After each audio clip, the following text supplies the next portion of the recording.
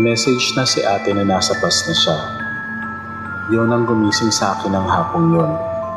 Pauwi kami sa Banawe upang dalawin ang puntod ng aming namayapang mga magulang. Taon-taon, kahit sobrang busy, hindi namin nakakaligtaang umuwi para sa Ondas. Yun ang pinangako naming magkapatid sa kanila, ang hindi makalimot. Halos hindi pa ako makabangon ng mga oras na yun. Madaling araw na rin kasi ako nakauwi galing sa Halloween party ng kumpanyang pinagtatrabahuan ko. Natakot lang ako na baka mga magulang pa namin ang gumising sa akin para dalawin sila. Hindi na ako nag-almusal, naligo na lang at gumayak na. Nakasakay na ako dito sa bus. Stopover muna dito sa isang eatery. Nasaan ka na ba? Message yun ni ate at kinakamusta na ako. Nauna na siyang umalis dahil nag-request pa ako sa kanya ng tulong. Baka hindi ko kayanin ang biyahe kung hindi muna ako magpapahinga. Unang beses yun na hindi kami nagsabay sa biyahe pa uwi sa Banawe. May kalayuan ang lugar namin kaya nasanay na kaming magkasama sa biyahe. Hindi ko lang talaga kinaya ang pagod. Nag-reply ako sa kanya na nakasakay na rin ako sa bus. Sa bus ay nakaidlip din ako. Hindi pa sapat ang naging tulog ko kanina. Mula kasi sa fieldwork ay diretso kami sa opisina para sa party. Inuman, kantahan, happy-happy. Bus ay nakaidlip din ako. Hindi pa sapat ang naging tulog ko kanina. Mula kasi sa fieldwork ay diretso kami sa opisina para sa party. Inuman, kantahan, happy-happy. Nasarapan pa kaya alas 4 na ako nakauwi. Inagaw na naman ng mundo ng panaginip ang kamalayan ko. Maganda ang pwestong kinauupuan ko sa tabi ng bintana, kaya naging komportable ang aking pagkakaupo't madaling nakatulog. Sa panaginip ay napadpad ako sa isang matalahib na lugar na may isang malapad na kalye sa gitna.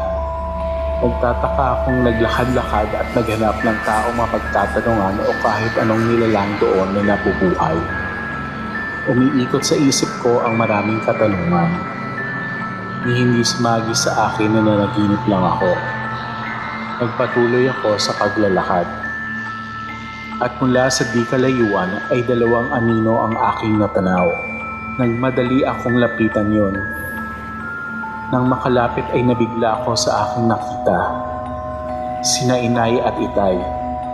Malungkot ang mga mukha, magkahawak ng mga kamay. May bakas ng pag-aalala. Kinilabutan ako. Ngunit nangibabaw kahit paano ang pangungulila at pagmamahal sa kanila. Inay, itay. Magmadali ka, anak. Ani inay. Iligtas mo ang ating ikaw mo. Malungkot namang sabi ni itay. Po? Naguguluhan kong tanong. Bakit? Anong nangyayari kay ate? Nasaan siya? At sa isang iglap ay naglaho sila sa aking harapan. Nabigla ako. Ninais na sumigaw. Hanapin silang muli. Malaking pagtataka ang namuo sa isip ko. Ano ang ibig nilang sabihin? Bigla akong nagising. Saka ko napagtantong panaginip lang ang lahat. Malaya na pala ang narating namin. Agad ding bumalik sa isip ko ang paalala ni na inay at itay sa aking panaginip. Iligtas ko daw si ate. Minagabag ako ng bagay na yun kahit pa isa lamang yung panaginip. Kinuha ko agad ang cellphone ko mula sa dala kong bag. Nakatatlong missed call na pala si ate. Meron din siyang sinend na message. Agad ko yung binasa. Nathan, tumawag ka ng pulis. Nandito ako sa Imelda Eatery. Tulungan mo ko. Ginimbal ako ng message na yon. Kasabay ng paghinto ng bus, nag-stop over sa isang karinderya. Sinubukan kong tawagan ang cellphone ni ate, ngunit bigo ako. Patay ang cellphone niya. Gusto kong magpanik ngunit hindi ko magawa. Maraming tao. Malayo na ang lugar at rural area na. Puro puno, talahib at hiwa-hiwalay ang mga bahay at establishmento. Walang pulis, madalang ang mga sasakyan. Palubog na rin ang araw at unti-unti nang niyayakap ng dilim ang lugar. Sana ko hihingi ng tulong. Saan dito ang pulisya? Sino sa ibang pasahero ang pwede kong lapitan? Abala rin kung magpapahatid ako sa bus sa pinakamalapit na presinto o munisipyo. Katulad ng ilan sa mga pasahero ay bumaba na rin muna ako. Ang iba ay nagbawas ng tubig sa katawan, dumumi. Ang iba ay kumain. Ang iba ay nagyosi. Ako, pinabalot pa rin ng pag-aalala. Naghahanap ng paraan para makakuha ng tulong. Hindi ako pwedeng maging kampante lalo alam kong nasa kapahamakan ang kapatid ko. Ngunit hindi ko alam kung saan magsisimula. Napagawi ang paningin ko sa karinderya. Naisip kong baka meron akong mapagtanungan doon o mahihinga ng tulong. Naisip ko rin na makitawag. Manong, meron po bang malapit na presinto dito? Bungad ko sa paglapit sa counter. May ilan-ilang kumakain. Ang lahat ng staff ay nakatitig sa akin. Hinihinto ang mga ginagawa at pinagmasdan ako. Naku, wala sir. Sa kabilang bundok pa ang pinakamalapit. Pansin ko ang telepono sa gilid ng counter. Pwede po bang makitawag? Sira na yan. Matagal na. Display na lang po yan dyan, sir. Nawalan na ako bigla ng pag-asa. Kung saan ako nadala ng aking mga paa ay hindi ko na napansin.